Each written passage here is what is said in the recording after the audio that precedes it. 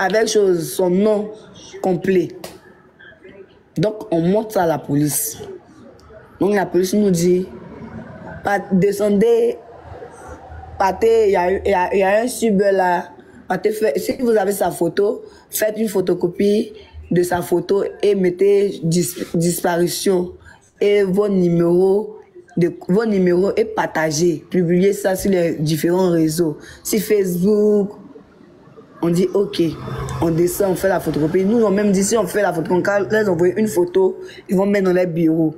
Donc, on est revenu, on les a remis. Ils nous ont dit de revenir le lendemain à 8h. Donc, malgré qu'on ait quitté là-bas, on va dire on peut retourner encore à la résidence. Et on retourne, c'est plus le même gardien on trouve un autre gardien. Et le gardien qu'on trouve, il nous dit, on lui demande, voilà la photo d'un jeune. Vérifie s'il n'est pas ici. Il regarde la photo, il dit oui, le gars était ici, il a pris la résidence, mais en ce moment il n'est pas là.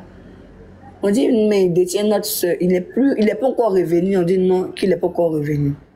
On dit mais vous nous avez dit il n'y a pas de registre, mais comme vous le connaissez, vous aussi vous n'avez pas son nom aussi. Là-bas aussi, la femme, ils appellent la femme à qui appartient la résidence. Et elle envoie un message où le nom du jeune, nous on avait déjà le nom, mais le même nom, si elle nous envoie aussi le même nom, on dit ah c'est que c'est lui vraiment qui est venu prendre la résidence. Et elle nous dit, quand il est venu prendre la résidence, il a dit que lui il est quitté en France, qu'il est venu se reposer pendant 5 jours, qu'il va repartir. C'est ce qu'elle nous a dit. Donc on a dit aïe.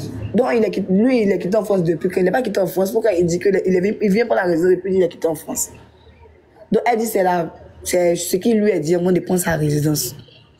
Donc on a dit ok, on s'est assis quand même avec nos papas là pour attendre si jamais il allait venir. On est là, personne ne vient. Donc on a accompagné nos papas, il a qu'à emprunter pour retourner à son travail. Et nous, on n'est pas revenu à Yopougon, on est resté à Angre parce que c'est tout près de 2 plateaux en fait. Donc là, avant de venir à Yopougon, aller, ça fait trop de transport. Donc on est resté à Angre.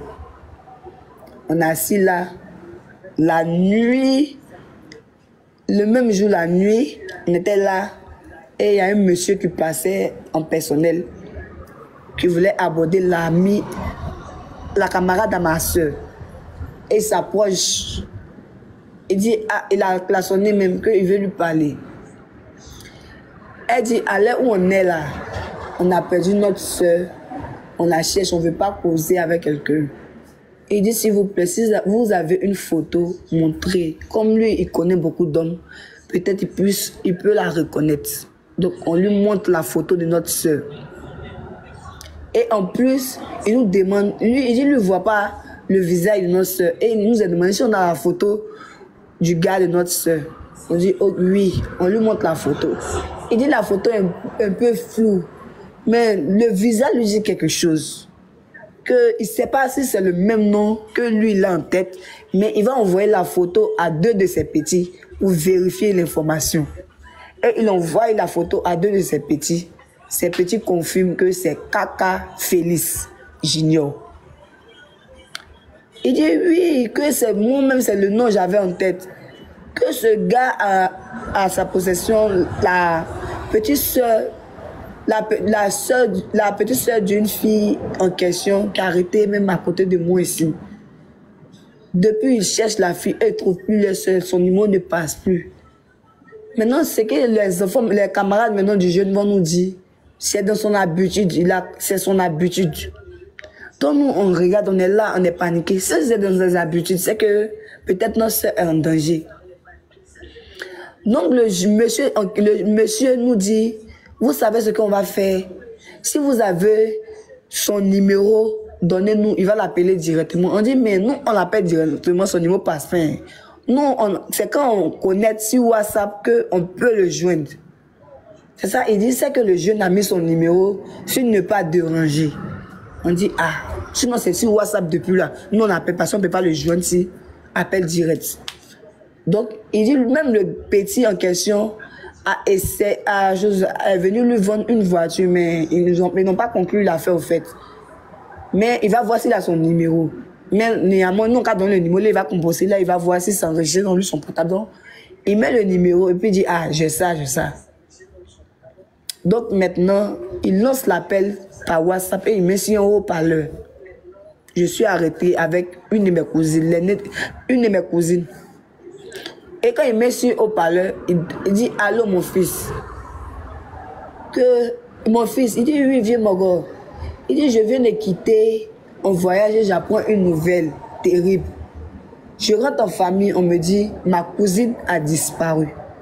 Et je demande, est-ce que vous connaissez son chéri? On dit, oui, on a la photo. Et on me montre la photo et je vois que c'est mon bon petit qui détient ma cousine au fait. Petit, s'il te plaît, si ma cousine est là, prends-la, dépose-la à un carrefour et appelle-moi et dis-moi le nom du carrefour. Je vais prendre ma soeur et je la ramène à la maison. Ni vu ni connu, on ne va pas envoyer la police derrière toi. C'est tout ce qu'on te demande. Il dit non, mais vieux père, elle est repartie à la maison, elle a commandé un yango pour partir. Le vieux père dit non, mon petit. Tu sais que chien ne mange pas chien, non. Envoie là à un carrefour et appelle-moi, moi je vais venir la chercher. Elle va venir à la maison. Il dit vieux père, je te rappelle. Donc il a coupé l'appel. Donc le monsieur en question me dit, mes petits disent, eux connaissent la maison du gars. Mais on ne peut pas partir, vous êtes chose, ils vont voir où vont en plaisant, en des enfants. Donc, appeler un aîné qui va venir, on dit, on va appeler nos papas en même temps. Donc, aux environs de 1 heure, nous on appelle nos papas. Pour lui dire, ah viens, c'est urgent, ils ont trouvé la maison du gars. Et mon papa dit, c'est vers où il dit, papa viens, ne demande pas, ne pose pas de questions, viens seulement. Et on a attendu jusqu'à 3 heures, c'est là mon papa est arrivé. Quand il est arrivé, le vieux peut appeler ses petits pour dire, attendez-moi à un carrefour. Il a dit le nom d'un carrefour, je n'ai pas trop saisi. Il a dit, attends-nous là, on vient vous croiser là. Donc nous, on a continué avec le Nyongo où mon papa est arrivé là. On a continué, eux, ils nous ont devancé en personnel, ils sont devant. Nous, on est derrière, on les suit. Jusqu'à ce qu'on trouve les petits qui doivent nous montrer la maison.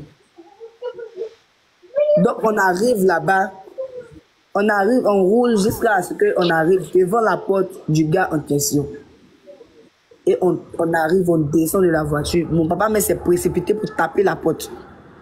Il tape, on tape. Rien, personne n'ouvre la porte. Les voisins d'à côté nous font comprendre qu'ils sont à l'intérieur, que taper, nous font des signes, que taper, ils sont à l'intérieur. Donc on continue toujours à taper avec force. Plusieurs personnes en tapent. Lui-même, le jeune même en question qui a tué ma soeur, ses amis même nous aident à taper la porte. Et personne n'ouvre la porte. Donc on était fatigués. Donc on est rentré dans le véhicule. D'autres sont assis devant la voiture même. Donc on est là. On voit un monsieur arriver. Il se dirige vers la porte. Il tape la porte. Tape plusieurs fois la porte. Et il se retourne. Je ne sais pas qui lui a dit à l'oreille. Et puis il avait les écouteurs. Je ne sais pas si on lui a dit à l'oreille qu'il n'a qu'à venir vers nous. Il n'a qu'à se retourner. Mais il s'est retourné. Et il est venu directement vers nous. Il nous a dit bonjour, monsieur, dame. On dit bonjour. Il dit il y a un problème. On lui dit vous connaissez monsieur Kaka Félix Junior? Il nous dit non, lui il ne connaît pas de monsieur Kaka Félix Junior. On lui a dit, on l'a appelé pour venir coiffer quelqu'un chez lui. On dit, mais toi tu viens coiffer quelqu'un chez quelqu'un et tu viens nous poser des questions, on ne comprend pas. Tu fais partie de la famille ou bien tu es le coiffeur. Je dis, il est juste un coiffeur. On a dit, ok. Et il n'est plus parti vers la porte pour taper, hein. Il s'est mis à côté et il a commencé à appeler un numéro. Nous, on était là, on le regardait, il appelait un numéro. Et là, il y a un monsieur qui venait à moto. Mais le monsieur était en civil. Donc, il est venu s'arrêter à côté de lui. Les deux parlaient. Et le monsieur qui est venu en moto a appelé quelqu'un à l'intérieur qui est venu ouvrir la porte. Ils ont ouvert la porte. Mon papa s'est dirigé vers la personne qui a ouvert la porte pour dire « Bonjour monsieur, je veux parler au propriétaire de la maison, s'il vous plaît. » On nous dit « C'est pourquoi ?» On dit à mon papa « C'est pourquoi ?» Mon papa a dit « Non, le fils du propriétaire de la maison a pris ma fille depuis le vendredi. On la cherche, elle est introuvable. On veut juste qu'il nous rende notre fille et on repart à la maison. On ne veut pas de problème, on ne va même pas porter plainte. On veut juste qu'il nous donne simplement l'enfant et on rentre. » Et le monsieur qui était devant, qui ouvert la porte nous dit « Est-ce qu'on a les preuves que moi, ma petite soeur était avec le jeune en question ?» On dit « Oui. » Puisqu'on l'a appelé lui-même, il nous a dit qu'elle est rentrée à la maison d'après ses dits. Donc, c'est que c'est parce qu'ils étaient ensemble qu'il a dit qu'elle est rentrée à la maison. Donc, lui, on a des preuves qui prouvent ça. Donc, il nous dit maintenant que, ok, lui va partir parler d'abord à son patron et puis il va venir nous donner le retour. Et il monte, il ferme la porte, et eux tous ils rentrent, les deux autres sont rentrés. Quand ils ouvrent la porte, ils viennent en même temps en treillis de la chose, de la PJ, ils viennent en tenue de PJ, et tous ils viennent à trois, ils sont en PJ en même temps. Et il nous dit, le papa du jeune en question nous dit que mon papa a laissé son numéro, que s'il a plus d'informations, lui va appeler mon papa pour l'informer. On dit non, on ne veut pas trop d'explications, on dit juste qu'on veut notre fille. On n'a pas dit, ils ont qu'à nous appeler plus tard. Maintenant, s'il arrive malheur plus tard, on veut juste qu'il a qu'à donner à l'instant. Ils disent non, ils vont partir encore. On dit c'est que ils ont la réponse de mon papa à les patrons. Et ils sont montés encore, ils ont fermé la porte, ils sont montés. Et quand ils redescendent, ils disent si on veut parler à le papa du jeune en question, on doit avoir un mandat.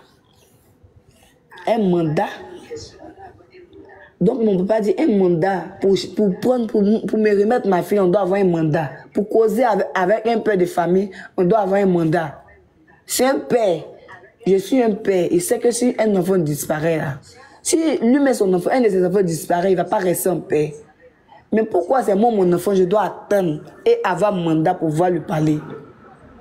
On dit c'est tout ce qu'il peut nous dire et ils ont fermé la porte. Donc on est retourné au 12e pour aller en parler à la police. Avec le jeune là, ses amis, nous tous on est allés. Quand on est allés, eux-mêmes, ils se sont mis de côté, les amis du jeune, pour grignoter un peu. Et on m'appelle pour dire que le jeune a appelé le vieux père qui s'est fait passer pour le cousin de ma petite soeur. Que le jeune entend. Donc on met sur le parler, il dit au vieux père qu'on a croisé que vieux père, je veux te parler, mais viens seul. Je ne veux pas te voir avec quelqu'un, viens toi seul. À midi. Et le vieux père a dit ok. À midi on va se croiser, ok, il n'y a pas de souci. Donc il a fini, nous on est venu vers la police, on dit ah, il a dit il veut croiser le vieux père en question à midi. Donc on fait comment? La police dit d'abord, allons d'abord voir son papa d'abord, avant qu'on puisse le croiser, celui qui a tué ma soeur en question. Donc on va à la police, on monte dans le cargo. Malgré que j'étais dans le cargo, eux ils étaient devant, les amis du jeune, ils étaient dans leur voiture, eux ils sont toujours devant. Nous, moi et mon papa, on est montés dans le cargo des policiers. Et là, ils m'ont posé toujours des questions, parce que c'est moi qui étais la première partie pour la déposition. Donc, ils m'ont posé des questions, j'ai répondu à leurs questions. Ils ont dit, ok, donc on va chez le papa en question. Donc, on arrive là. La police tape encore la porte plusieurs fois, personne n'ouvre la porte. Et là, j'ai insisté. Et les gendarmes sont sortis et on les a remis le mandat. Et ils ont fermé encore la porte pour aller montrer à leur patron. Et quand ils ont fini, ils sont redescendus. Ils ont dit, vous pouvez rentrer, mais sauf les policiers seulement. Pas quelqu'un d'autre, les policiers seulement. Et les policiers sont rentrés. Nous les parents, on est dehors. Et puis les policiers sont dedans. Ils causent avec les pères, avec le parent de l'assassin en question. De l'assassin en question. Donc, ils sont en train de causer. Là-bas, ils sont dedans. Nous, on est dehors. On attend et on attend. Pendant des heures. Et après, les policiers sortent. Et nous disent, allons-y. Donc, on est monté dans le cargo. On dit, mais qu'est-ce qui se passe? Il a dit, mon papa lui demande, qu'est-ce qui se passe? Il a dit quoi? On dit, son papa dit, lui-même, son fils lui crée trop de problèmes. Que toujours son fils envoie des problèmes à la maison. Que son fils a même vendu 2 de ses voitures. Il a même menacé de tuer son papa si son papa ne lui donne pas 4 millions. Que voilà les messages, que le papa a montré le message. Qu'ils ont dit, ah, que c'est que la fille est vraiment en danger. Si celui-là, ce jeune-là arrive à menacer lui-même son propre père, c'est que la fille est en danger. Donc comme ça, on s'en va à la police. Donc, où on partait à la police, s'arrêtait de défendre la police et le gardien de la résidence nous appelle mon papa pour dire ils ont retrouvé une deuxième clé de la résidence. On dit, mon papa dit, mais vous avez dit il n'y a pas de deuxième clé. Donc vous avez retrouvé la deuxième clé là, comment? Il dit monsieur, venez, c'est que on a retrouvé. Donc on coupe l'appel, mon papa dit aux policiers, voilà, on dit ils ont retrouvé une deuxième clé. Donc le policier, même, on n'a même pas pu rentrer dans le commissariat. On est parti encore directement à la résidence, à pied même. Parce que c'est pas loin du 12e. Donc on arrive là-bas. On trouve le gardien, on dit, mais et la clé? Le gardien dit, la clé n'est pas encore arrivée. Que sa patronne a envoyé son chauffeur venir nous donner la clé. Mais le chauffeur n'est pas encore arrivé. Donc on est là, on attend pendant des heures. Donc ma cousine dit, elle va monter pour aller taper la porte, on ne sait jamais. Donc elle est montée avec les amis à ma petite soeur pour aller frapper la porte. Donc quand ils sont allés net, ils sentent une forte odeur. Donc d'autres filles disent, non, peut-être c'est poubelle. Ma cousine dit, non, ça c'est pas poubelle, d'abord que l'odeur est forte. Si c'était poubelle là, c'est quand on aurait ouvert la porte qu'on aurait senti la poubelle à l'intérieur. Mais tant que la porte est fermée, on ne peut pas sentir la poubelle dehors.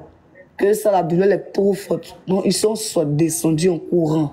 Ils sont venus dire à la police que il y a une odeur forte. Donc dès qu'ils ont dit il y a une odeur forte, mon papa s'est laissé assis. Il s'est assis en même temps à terre.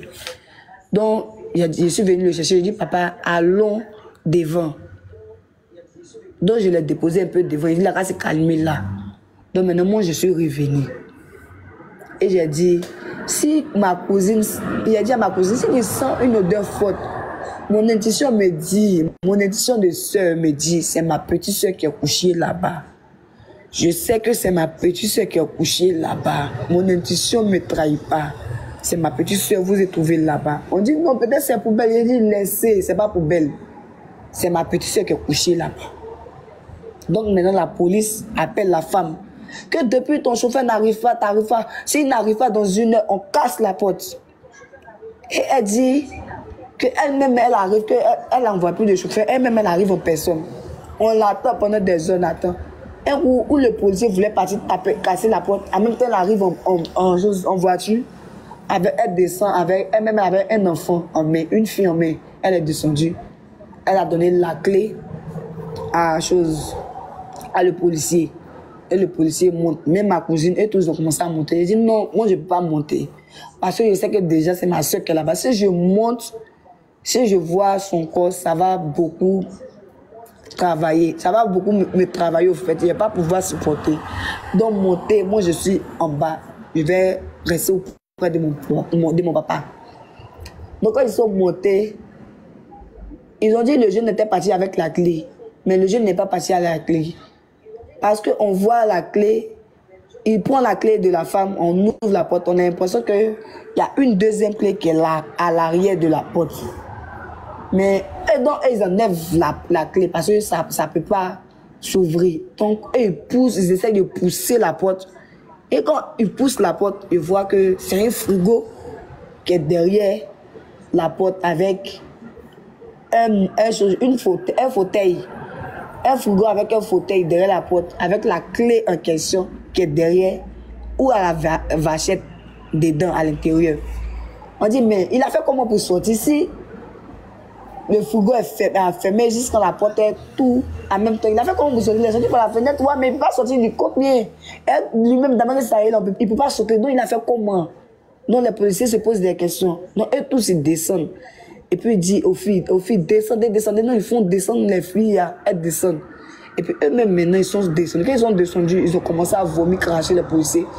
Eux-mêmes, ils ont commencé à porter des cachenets pour monter. Et ils ont commencé à monter. Eux, ils disent qu'ils sont rentrés, ils ont commencé à fouiller. Eux, ils voient que la maison est dérangée, les choses sont cassées.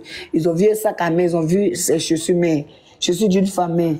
Ils ont commencé à chercher, ils ne voient pas de corps. Donc, il y a un policier qui s'abaisse, il voit une odeur forte, il passe par le lit.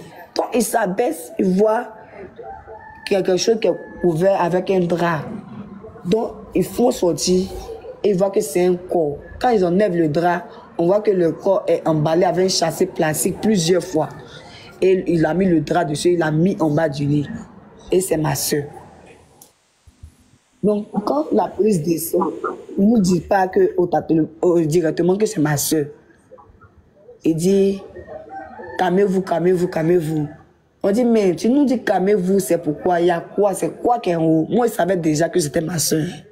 C'est les autres qui pensaient que toujours que c'était poubelle. Moi, ils savaient que déjà c'est ma soeur. Donc, ils ont dit, ils ont fait sortir, et le jeune avait des valises encore dans la résidence. Donc, ils ont fait sortir au moins 6 à 5 valises comme ça. Ils ont mis dans le coffre et ils sont allés avec la valise. Donc, on est resté longtemps arrêtés là. Ils disent pas si c'est quoi ils ont trouvé. Ils disent même pas. Mais moi, ils savaient que déjà c'était ça. Ils sont arrêtés maintenant. Après, on m'appelle, on me dit, viens, c'est toi qui as fait la déposition. C'est toi qui es la soeur de la victime. Même père, même mère. Je dis oui. On dit, viens, toi tu vas vérifier quelque chose. Et je viens, on me montre le corps. C'est ma petite soeur.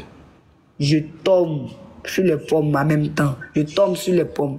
Mon portable, tout, je laisse tout tomber parce que je n'arrive pas à croire. Et mon papa me voit de loin. Et il se met à courir pour venir dire, ça peut pas être Manou, ça peut pas être Manou, ça peut pas être Manou. Donc dès qu'ils ont fermé le corps en même temps, moi je me suis avancé vers mon papa en même temps. Je dis c'est pas elle, que c'est rien. C'est juste les valises. Il dit mais c'est quoi qu'elle là-bas, mon chose? Donc c'est quoi? Il dit non c'est rien. Il dit non, on peut pas me dire ça. En même temps, il a commencé à crier mon cœur. Et il a commencé à avoir une crise d'AVC sur le champ. Et tout le monde a commencé on dit comme ça commence, donc ils ont commencé à le tirer. Son bras qui commence à se redresser, ils ont commencé à tirer son pied, tout. Donc quand ils ont commencé à faire, ils l'ont mis dans une pièce là-bas, ils l'ont fait coucher. Et puis il était là-bas avec ma cousine. Et moi, quand je suis rentré, je voyais mon papa comme ça, forcément j'allais pleurer. Et puis là, il allait encore se sentir plus mal. Donc il n'a pas voulu le voir. J'ai dit, ma cousine n'a qu'à rester là-bas. Moi, j'ai resté dehors pour voir la suite. Donc, je suis dehors. On la met dans le corbillard et ils sont partis avec elle. Mon papa me dit, Domi, votre nez est morte, on n'a pas fini de digérer. Et ta petite soeur encore meurt. Je ne pourrais pas supporter. C'est mieux, je vais me tuer en même temps. Je vais mourir. Quand tu accouches ton enfant, c'est pour que tes enfants t'enterrent. C'est pas pour que tu enterres tes enfants. Et cette phrase m'a beaucoup touchée. Je me suis mise à pleurer. Il dit, mais Domi, tu n'as pas dit que c'est pas Manou qui est là. Pourquoi tu pleures? Je dis, non, papa, c'est pas Manou. J'ai commencé à insulter Mel. Et je suis là, me dit, mais pourquoi tu me dis pas la vérité? Je sais que c'est Manou. Il me dit pour une fois que c'est Manou. Ça, il dit, papa, c'est pas elle. Que le commissaire même t'appelle à la police parce qu'il veut te parler. Et je l'ai envoyé là-bas. Quand je l'ai envoyé là-bas, ils l'ont mis dans le commissariat. Dieu merci, j'ai eu ses soeurs, les soeurs de mon papa ont commencé à venir. Donc, ils se sont mis à côté de lui. Donc, j'avais le temps au moins de bouger pour aller voir tout ce qui se passe. C'est-à-dire, j'étais en même temps à la place de ma maman parce qu'elle n'était pas là. J'étais à la place en même temps. D'ici, les parents vont venir. C'est moi qui étais au four. Donc, je ne pouvais pas pleurer. J'étais obligée d'être forte c'est ma soeur de sang. On était plus que des sœurs parce qu'on était toujours ensemble. Donc, ça faisait que là, je ne pouvais pas pleurer, je n'arrivais pas à pleurer, je me faisais faute, je passe ici, je tourne. Comme on me dit qu'il y a telle chose, je tourne, jusqu'à ce que on nous dit que d'aller à la maison, qu'ils ont fini de faire tout, ils vont nous rappeler. Donc, on est allé à la maison, on est venu à la maison. Ça après, le jour où on a eu le corps de l'enfant, de choses, ma petite soeur, net, c'était le jour où elle, son fils a eu 2 ans. Et quand ça s'est passé, on est arrivé, nous tous, on s'est mis à pleurer parce qu'on a vu le corps pleurer. On a fini de pleurer. Le lendemain, on nous dit que la police a attrapé le jeune en question. On dit attraper le jeune en question. On dit oui, que le jeune était caché dans la maison de son papa. Alors que son papa nous a dit à la police que son fils n'est plus chez lui, que c'est à cause de son fils, il a mis le corps habillé devant sa porte. Ce n'est pas que son fils le tue. Donc maintenant, on retrouve encore ton fils encore chez toi, à domicile. La police se retrouve chez toi, ton fils à domicile chez toi. Mais qu'est-ce qui se passe? Donc on se pose des questions. Tu dis ton fils n'est pas là et on le retrouve chez toi, c'est pourquoi?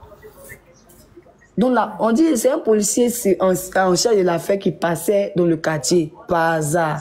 Et il a vu quelqu'un rentrer de la maison. Donc il a vu, il a appelé ses collègues. Et ils ont tapé la porte. Personne n'a ouvert la porte. Donc ils ont dû défoncer la porte pour pouvoir rentrer, pour pouvoir chercher le jeune. Ils l'ont vu de la maison, ils l'ont fait sortir et ils l'ont mélotté. Donc ils ont mélotté. Comme le frère de mon papa travaille à la PJ. Donc comme la police l'avait déjà attrapé, la PJ même venait. Donc, ils ont pris en même temps en charge. Le frère de mon papa, il travaille à la PJ. Donc, il a pris en charge en même temps. Il a pris. Et ils sont partis avec lui en même temps. Donc, la police, ils sont partis. Ils ne sont plus en charge de l'affaire. Donc, ils sont partis avec lui à la PJ. Qu'ils l'ont attrapé. Donc, moi-même, mes six soeurs, il dit, je ne suis pas rassuré. Qu'est-ce que pour qu'il va rester là-bas? Parce qu'ils l'ont dit, il a fait plusieurs fois ça. Et ses parents l'ont libéré. Qu'est-ce que pour qu'ils ne vont pas le libérer en cachette? Ils vont partir lui devant nous. Mais qu'est-ce qui prouve que, nous on l'a vu, ils sont partis à lui, mais qu'est-ce qui prouve qu'il serait dans la prison? Donc moi-même, je ne croyais pas, j'ai dit non, c'est que lui, ils vont le libérer. Donc, on nous appelle pour dire non, qu'ils n'ont pas libéré. Donc mon papa, ils ont appelé mon papa pour qu'il puisse aller là-bas. Donc mon papa est revenu, il dit papa, est-ce que tu l'as vu bien? Est-ce que tu l'as vu? Il dit oui. Il dit, est-ce que tu es sûr qu'ils n'ont pas libéré? Il dit pourquoi ils vont le libérer? Quelqu'un qui tue ma fille, tu penses qu'ils vont le libérer? J'ai dit, s'ils n'ont pas libéré, ok, il n'y a pas de souci. Donc on s'est assis là, ses amis sont venus, ils ont fait une marche pour aller rendre justice à ma soeur, pour rire de partout. Maintenant, pour donner la nouvelle maintenant à ma maman, c'était difficile. Parce que quand la mort de ma soeur est née, est arrivée, maman est devenue folle au fait. Ils sont allés la soigner. Donc elle n'a pas digéré la mort de l'aînée. Et puis en plus, la deuxième encore, la dernière encore. Donc au fait là, c'était dur pour lui dire qu'on a trouvé le corps sans vie de ma petite soeur. Donc on ne pouvait pas lui dire. Donc j'ai dû appeler sa cousine qui est en France là-bas pour lui dire, pour qu'elle puisse venir auprès de ma maman. Là, si elle lui dit, elle au moins c'est auprès de ma maman, là, elle pourra attraper ma maman. Mais si on disait à ma maman seule, ma maman pourrait sauter la vie, parce qu'elle ne pourra pas supporter. Deuxième pète, elle ne pourra pas. Donc là, quand on lui a dit, ma maman était dans tous ses états. On était au téléphone quand on a vu le corps jusqu'au matin. On est toujours en train de causer. Elle pleure, elle finit pas de pleurer. Moi-même, j'ai dû me déconnecter pour ne pas que elle va se créer des problèmes là-bas. Donc j'ai dit à ma tante de causer avec elle. Que pardon, ma tante, il ne faut pas que tu vas pleurer. Si tu pleures là, elle risque de faire du mal là-bas. Donc il faut essayer de l'encourager, des choses, la consoler pour ne pas qu'elle soit triste. Donc ma tante dit elle ne pourra pas parce que elle-même elle va pleurer parce que c'est sa nièce aussi qui est morte, donc elle ne pourra pas. Si elle voit sa soeur pleurer, elle ne pourra pas. Donc je dis, laisse-moi, je vais causer avec ma maman. Donc j'ai pris le téléphone, je dis, maman, écoute-moi, je ne pleurais pas. Je dis, maman, écoute-moi, je vais te parler. Elle dit, Domi, je ne peux pas supporter, je vais mourir, je ne pourrai pas supporter. Je dis, maman, calme-toi. Moi, nous a laissé un garçon qui a aujourd'hui 2 ans maintenant. Et moi, qui te font 2 enfants, plus ma fille qui te fait 3 enfants maintenant. Lutte pour nous, vis pour nous, parce que rien n'est tard. Ne te lamente pas, il faut penser à l'enfant de Manu. Si toi aujourd'hui tu n'es plus, l'enfant de Manu devient quoi? Moi je deviens quoi? Ma fille devient quoi? Je t'en supplie. Elle a la force de pouvoir oublier. Elle dit Domi, je ne peux pas digérer, je peux pas. Je dis maman, elle a la force. Elle dit je ne peux pas. Elle a coupé l'appel. Donc ça fait qu'on ne savait pas au fait ce qu'elle faisait là-bas. Elle a coupé l'appel, on ne savait pas. Donc j'ai essayé de l'appeler plusieurs fois pour pouvoir voir si elle va décrocher. On appelle, elle décroche, on appelle, elle décroche. Non, c'est sa soeur qui est partie là-bas, qui dit elle a vu ma maman était effondrée, elle pleurait. Donc elle était inconsolable au fait. Donc elle a dû rester à côté d'elle là-bas. Mais jusqu'à présent, tellement elle est inconsolable, elle ne nous a pas encore appelé. Ça veut dire qu'elle continue à pleurer, elle ne peut pas nous appeler parce que si elle nous appelle encore, ça fait tout bon corps. Parce qu'elle ne peut pas venir ici le jour de funérailles de sa fille. Sa fille est décédée, elle ne peut pas venir. Elle n'a pas vu sa fille, ça fait des années. Et elle ne peut pas revenir à son funérailles. C'est douloureux. C'est douloureux. Donc la camarade à ma petite soeur dit, elle connaît un homme qui fait les lives sur les TikTok, que elle va lui en parler pour qu'il puisse faire live sur ma petite soeur. J'ai dit, hey, si tu peux faire ça, ça va m'aider. Là au moins ça sera fait pour ma soeur. Et c'est ça, elle a fait appel à Daddy Chocolat. Donc, il est rentré en contact avec moi et ça a mieux expliqué l'histoire. Et il a fait les lives dessus. Je suis monté même dans son panel pour bien l'expliquer. Donc, ça me fait mal quand je vois des gens qui disent elle est partie gérer busy, elle est partie faire comme ça. C'est pas busy, elle est partie gérer. C'était son mec en question, c'était son chéri en question. Donc, je vois que si elle gérait busy, si vraiment elle gérait busy là, donc, il avait raison de la tuer, quoi. Donc, quelqu'un qui gère busy n'est pas un être humain. Non, on doit le tuer pour avancer. Donc, arrêtez de dire des bêtises qu'ils ont pris ses seins, ils ont coupé ses fesses, ils ont coupé ses parties intimes pour partir. Tout ça est faux, archi faux. Ils n'ont rien pris sur le corps de ma soeur. Ils n'ont rien pris sur le corps de ma soeur. Arrêtez de dire des bêtises parce que je veux que ma soeur ait le cœur en paix pour pouvoir rendre justice, pour qu'elle puisse lutter pour qu'on enferme ce jeune-là. Donc arrêtez de dire n'importe quoi sur mes parents. Quand je vois ce genre de choses, ils ne savent pas comment mes parents souffrent en ce moment pour le décès de ma petite soeur. Et quand je vois des personnes qui disent elle vit une vie facile, arrêtez de vivre une vie facile, ça me fait mal parce qu'ils ne savent pas, au fait, ce qu'on vit ici. Ils ne savent pas qui est leur juge et puis ils la jugent parce qu'ils l'ont tué, c'est parce que c'est dans une résidence. Il y a d'autres qui vivent avec les hommes mariés légalement et puis ils ôtent la vie à leur femme. Ça veut dire que il doit ôter la vie à sa femme. Donc ça veut arrêtez de dire n'importe quoi sur le panel. Il l'a tué injustement. Et aujourd'hui, on nous dit qu'il avoue qu'il a tué parce qu'elle a dit qu'il avait pris son argent. Donc, pour aimer son argent, il a assassiné ma soeur. C'est tout ce que je voulais vous dire. Il n'a pas tué pour busy. Elle ne fait pas partie de gérer busy. C'est son chéri en question. Arrêtez de dire n'importe quoi. Je vous en supplie. Parce que à chaque fois que ma maman voit sur les réseaux sociaux, elle souffre longtemps, elle souffre, elle pleure sur la menthe. Non, on vous demande pardon, arrêtez de dire n'importe quoi sur la vie de ma soeur. Si vous ne le savez pas, essayez de rentrer en contact avec la famille pour mieux savoir. Et on va vous expliquer. C'est tout ce que j'ai à dire.